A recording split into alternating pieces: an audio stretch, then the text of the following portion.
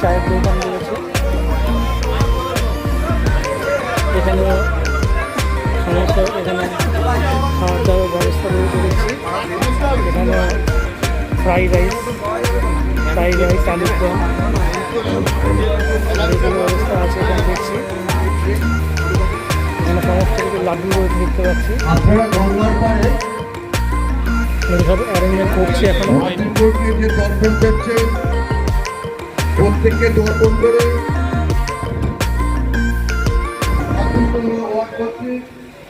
যে প্রসাদ বিতরণ করা হচ্ছে, প্রসাদ বিতরণ করা দয়া করে আপনারা প্রসাদগুলো গ্রহণ করবেন। যারা যারা গঙ্গা তীরে দর্পণ করছেন প্রত্যেককে দর্পণ করে